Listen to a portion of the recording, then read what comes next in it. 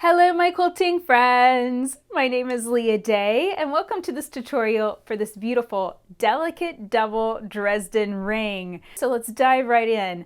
You're going to need Dresden template number 3. This is our 12 pointy petal Dresden template. You're also going to need 2 different colors of fabric.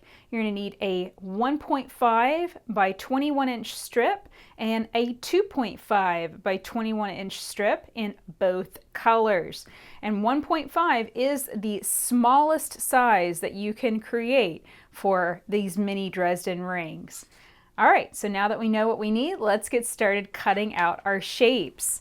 So for this, you have the wider strips. Let's start with those. Those are kind of the simpler ones to start with. And what you're going to do is take the template and line up the wide edge of the template with these wider strips. So you're going to be cutting tumbler shapes that look something like this. So go on ahead and cut out a total of 6 of each color. Once you get that cut out, now we're going to work on our narrower strips. And for this, you're going to turn your template around and you're going to use the narrower edge. And lining up that narrower edge so that you have that tiny edge with the edge of the fabric and that 1.5 inch mark here lined up on the opposite edge, you're going to cut out 6 shapes in both colors again, and they're going to look something like this. Okay, now it's time to make our pointy petals. We've done this several times this year in different rings and blocks.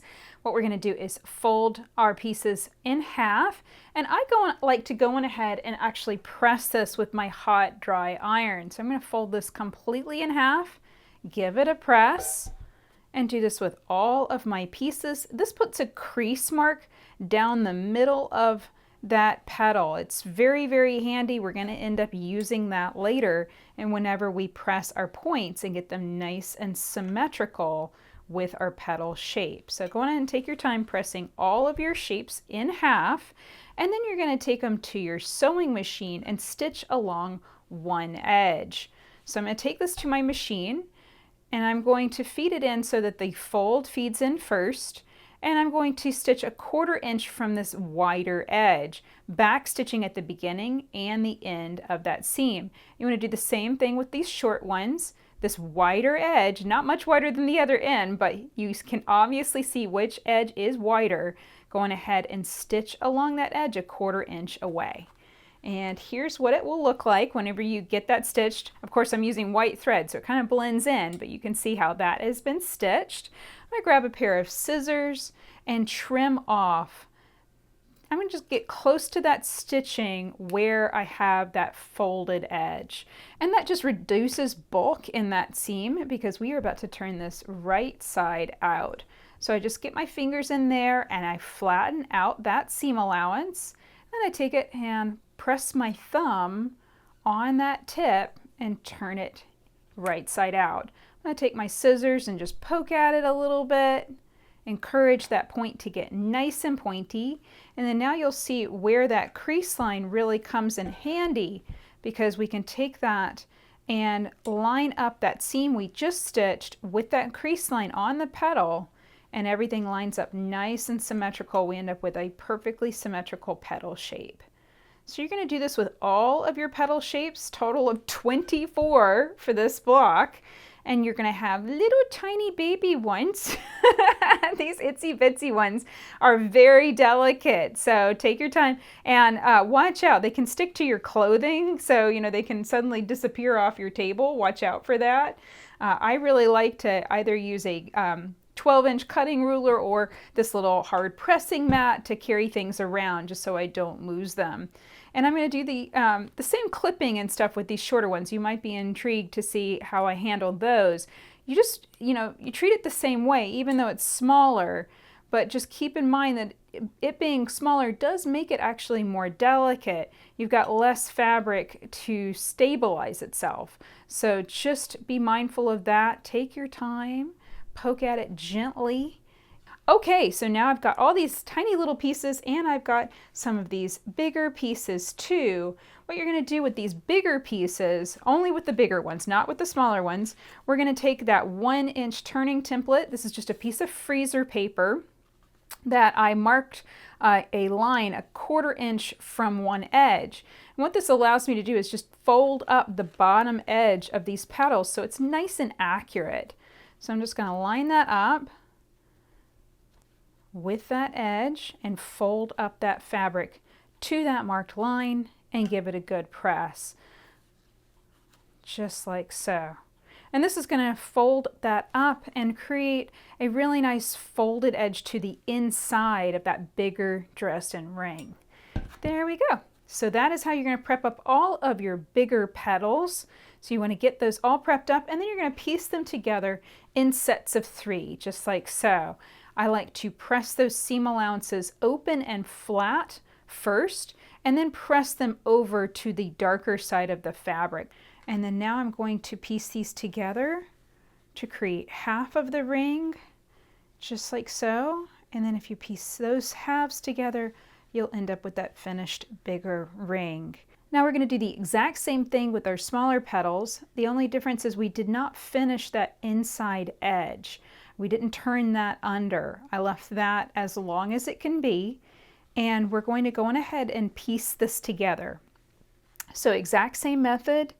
Go on ahead and piece that together in sets of 2, then piece the other half together, and then bring those 2 halves together to create your finished mini. So here is our cute little mini Dresden ring all pieced together, and now it's time to turn that inside edge. And I want to turn that into a beautiful 2-inch circle. You can see that this is right at that edge of the size that we can turn under. We have just enough fabric that we can turn under nicely. So to make this turning template, I took 2 pieces of freezer paper, I pressed them together, waxy side down onto my pressing board, and that's important because I want one waxy side so that way I can stick this to my fabric. So I'm going to center this up here, leaving just about the same amount of seam allowance on all sides. I'm going to give this a press with a hot dry iron. And this is going to hold it in place temporarily while we turn this edge. Now, anytime that you're turning a circle, especially one to the inside like this, you want the fabric to be able to turn over, and that means clipping it. So I'm going to go on ahead and do some snips in this, a little bit closer than 1/4 inch apart.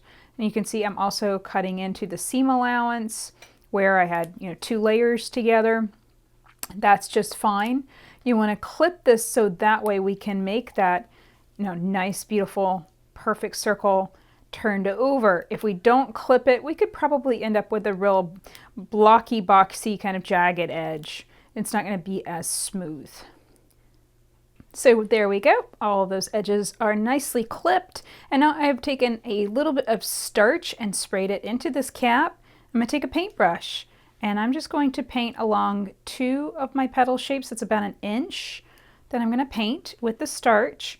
Then I'm going to take a pair of tweezers and fold that over. You can see we don't have very much to work with here. Actually, I think I'm probably just going to use my fingers to pull that over along the edge of that turning template.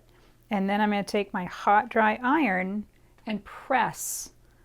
And that's going to dry that starch, and it's going to, as it dries the starch, it's going to get a nice crisp fold along that edge. And so just work a little bit at a time. You don't want to do too much at once because you can get the edge of your turning template wet, and the longer it stays wet, it is paper, the longer it stays wet, the softer it will become.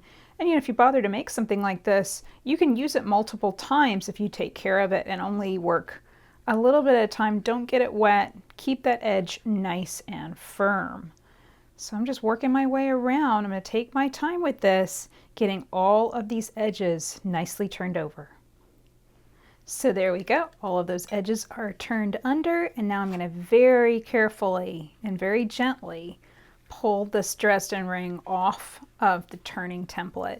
I'm going to go all the way around, just pulling on the outside of the petals first, and then I will pull off that inside. Again, this is delicate. There's not a lot of fabric here, and the gentler you can be with it, the better. There we go. I'll get it kind of smooshed back out in the same shape and give it one more press. Okay, so to position your delicate double Dresden ring, all you're going to do is fold your background fabric in half, both vertical and horizontal. That creates some crease lines. And I lined up the points of my outer Dresden ring and the inner mini ring with those lines. So that way it kind of I think that looks really nice. I also think it looks nice to match the fabric color so that it seems like this is almost an echo of the inside. I found whenever I oriented it this way, where the fabrics did not match, it just ended up looking a little bit more busy. But this is just one of those things you can play with and see what you like best. I hope you enjoyed piecing this beautiful Dresden ring with me, this double delicate Dresden ring. Come and check out the Dresden template set so you can make one too. You can find this at leahday.com/Dresden.